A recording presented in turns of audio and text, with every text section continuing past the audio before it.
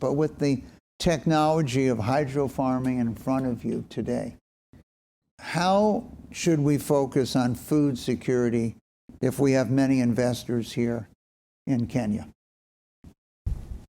Statistics show that we have between 60 and 65% of arable uncultivated land in the African continent, including Kenya.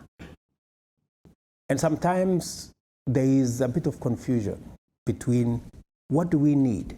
Do we need water or do we need rain? You know, sometimes there is a confusion. And when there is no rain, people think we cannot do farming. But we don't need the rain, we need the water. And that is why water harvesting, that is why underground water, that is why dams is very important. It's part of my plan for Kenya.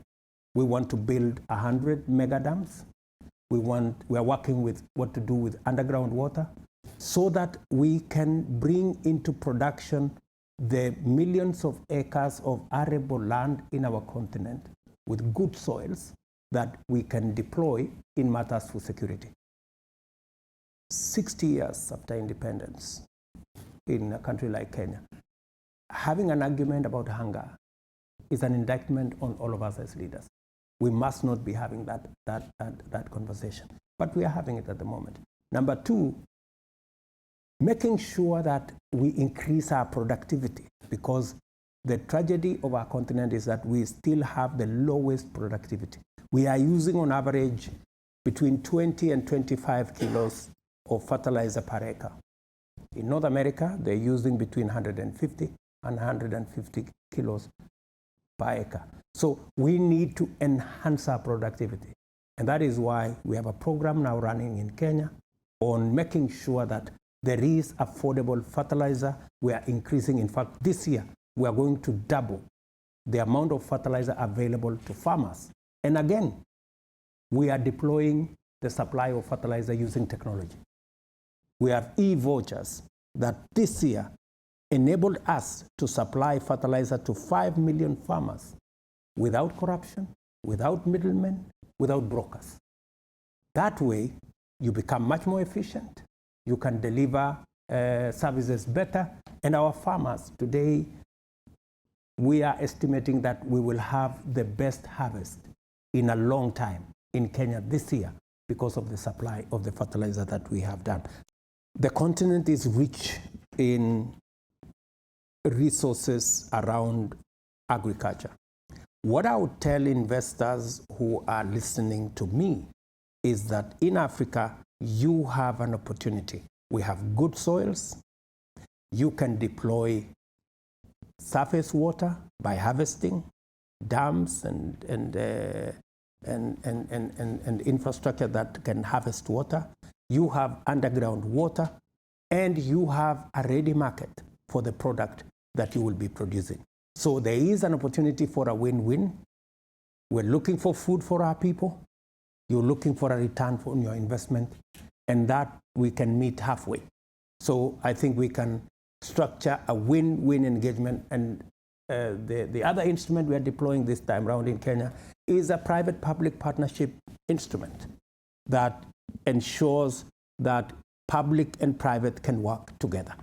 And investment can be secured by having public partners, and we can all work together to make sure that agriculture finally unlocks the potential that we have in Africa, and to move it to the next level where we use agricultural produce for value addition, for agro-processing, and create opportunities for jobs, for value addition, and for wealth creation.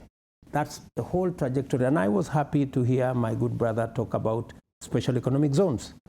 These are the areas that we are going to use to create ecosystems that create better opportunities for investors who want to use our resources for export market. So we are clear on the kind of instruments that we need to deploy in our export promotion centers, export promotion zones, and we are working with Afri-Exim Bank, we are working with other development partners to see how that can be made available for investors so that you're not just looking at the Kenyan market if you are in Kenya. You're looking at the East African market because we have the instruments under EAC. You're looking at the African market because we have the Africa Continental Free Trade Area.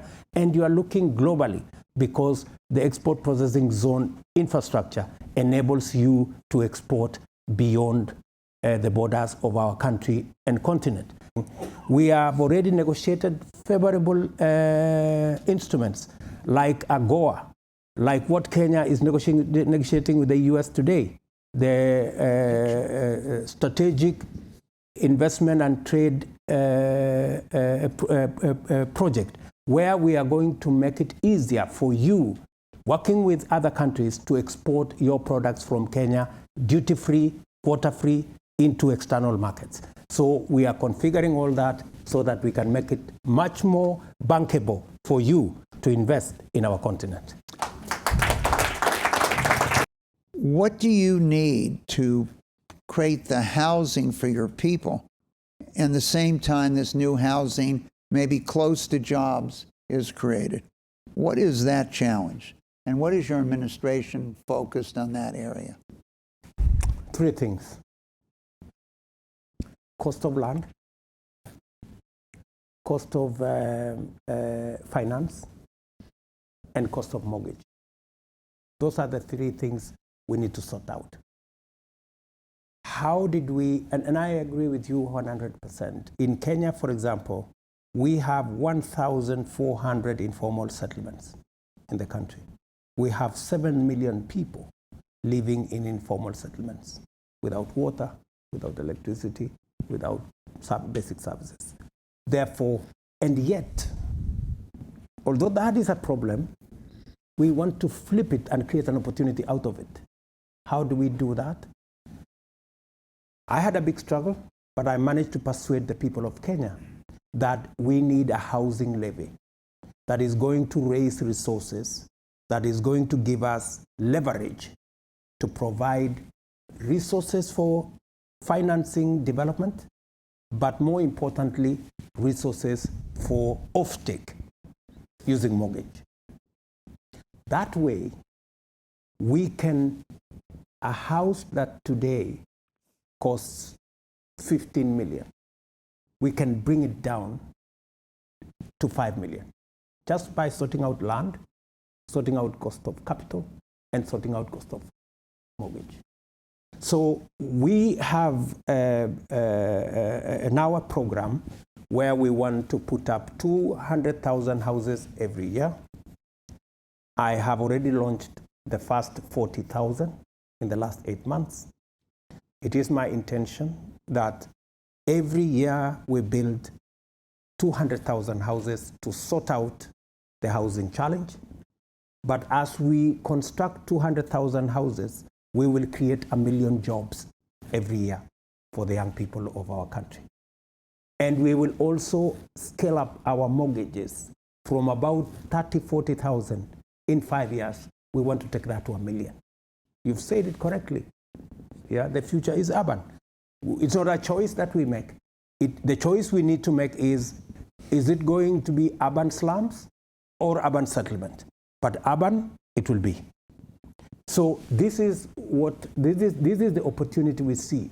The opportunity we see in urbanization is that we can create jobs, we can make citizens live in decent livelihoods, but much more importantly for a case like Kenya, it also gives us an opportunity for land consolidation where we do not have to cut and subdivide land that is meant for food production for settlement.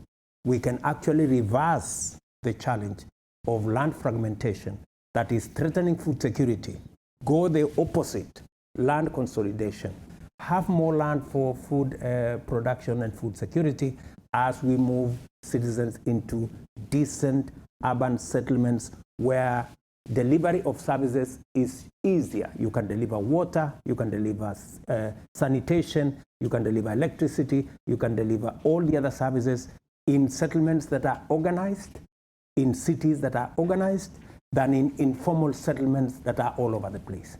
So we get a double bonus by making sure that we use housing, urbanization, not as a threat to our civilization, but as an opportunity for us to move into the future, to create jobs and to create opportunities.